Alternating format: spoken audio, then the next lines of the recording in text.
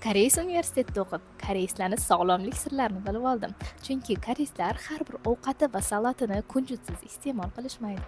Kunjutni birinchi foydasi kalsiy, fosfor, magniyga boyligi uchun suyaklarimizni mustahkam qilib, har xil suyak bo'g'im kasalliklari, osteoporozni oldini olar ekan. Ikkinchidan, omega 6 yog' kislotasi va antioksidantga boyligi uchun organizmdagi yallig'lanishlarni ketkizib, qonda yomon xolesterin darajasini pasaytirar ekan. Bu esa o'z-o'zidan yurak-qon tomir kasalliklari xavfini kamaytiradi. Uchinchidan, kunjut kletchatkaga boyligi uchun hazm faoliyatini yaxshilab, qabziyatni oldini olar ekan.